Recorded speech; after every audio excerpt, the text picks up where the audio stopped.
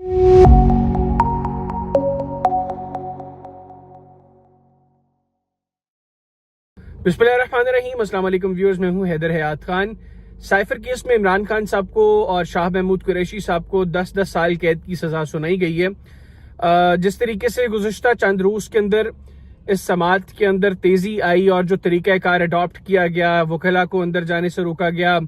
फिर हुकूमत की जानिब से वकला जो हैं वो अपॉइंट किए गए, जिस तरीके से सारी मुजरा हुई और कल भी काफ़ी देर तक समात हुई, तो इस चीज़ का अंदाज़ा लगाया जा सकता था कि बिफोर इलेक्शंस इस हवाले से कोई अहम फैसला आने वाला है। और बहुत से लोग ये प्रेडिक्ट कर रहे थे कि इमरान खान साहब और शाह महमूद कुरैशी साहब को सजाए मौत या उम्र कैद की सज़ा हो सकती है। तो ये 10 साल कैद की सज़ा सुनाई गई है शाह महमूद कुरैशी साहब को, और 10 साल कैद की सज़ा सुनाई गई है इमरान खान साहब को, जो पाकिस्तान तहरीक इंसाफ के बानी चेयरमैन है और साबिक वज़ीर आज़म है। साइफर डॉक्यूमेंट जो है ये बड़ा सेंसिटिव डॉक्यूमेंट था, और 27 तारीख का जो जलसा था इमरान खान साहब का,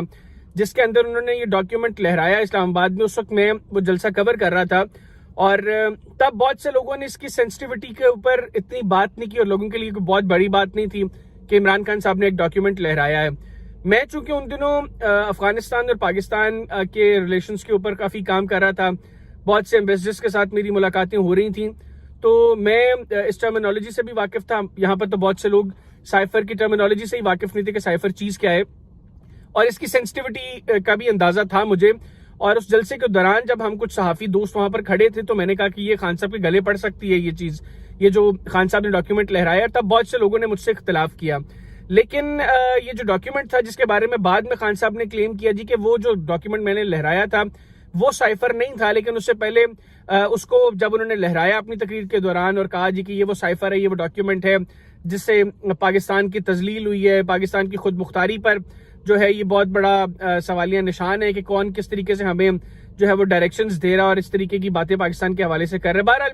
मैंने उस वक्त भी ये बात की थी कि ये डॉक्यूमेंट खान साहब के गले पड़ेगा, इसको इस तरीके से इमरान खान साहब को इस डॉक्यूमेंट को लेकर नहीं बात करनी चाहिए थी, वैसे बात कर लेते। इस डॉक्यूमेंट की सेंसिटिविटी का उनको अंदाजा होना चाहिए था। और बाद में हमारे जो मिनिस्ट्री ऑफ फॉरेन अफेयर्स से एसोसिएटेड लोग हैं उनसे भी जब बात हुई, तो उन्होंने भी कहा कि ये खान साहब ने एक बहुत बड़ा ब्लंडर किया है, और ये खान साहब को भी मुस्तकबिल में डैमेज करेगा, और हमारी मिनिस्ट्री ऑफ फॉरेन अफेयर्स से जो एसोसिएटेड लोग हैं उनको भी आगे चल के उनके लिए भी प्रॉब्लम्स क्रिएट करेगा। बहरहाल जिस तरीके से समात हुई उसके ऊपर सवाल उठ सकते हैं, और उससे देखा जा सकता है चीज़ों को, और ख़ासतौर पर जो आईनी और लॉ के एक्सपर्ट्स जो हैं वो ज़्यादा बेहतर गाइड कर सकते हैं कि अब ये फैसले की स्टैंडिंग क्या होगी, ये कहीं दूसरी हायर कोर्ट्स के अंदर ये स्टैंड कर पाएगा या नहीं कर पाएगा, और अगर नहीं कर पाएगा तो फिर खान साहब के लिए अब आगे कितनी मुश्किलात हैं, और अगर ये जो मामला है ये फिर अब आगे चल के क्या रुख इख्तियार करेगा। आज की तारीख में ये जो फैसला आया है, इसने अब इलेक्शन से पहले ये बड़ा, इसकी टाइमिंग बहुत इंपॉर्टेंट है, और जिस तरीके से गुज़िश्ता चंद रोज़ के अंदर इसके हवाले से कार्रवाइयाँ हुई, जिस तेज़ी से कार्रवाइयाँ हुई, उसके बाद ये प्रेडिक्ट तो किया जा रहा था कि कोई एक अहम और बड़ा फैसला इमरान खान साहब के बारे में आ सकता है। अब देखते हैं कुछ जो लॉ के एक्सपर्ट्स हैं वो अब इस फैसले के ऊपर अपने क्या रद्द-ए-अमल देते हैं, पाकिस्तान तहरीक इंसाफ वो इसके ऊपर किस तरीके से रिएक्ट करती है, और इस फैसले का इमरान खान साहब की सियासत के मुस्तकबिल के ऊपर क्या इम्पैक्ट होता है। इजाज़त दीजिए, अल्लाह हाफिज़। पाकिस्तान जिंदाबाद।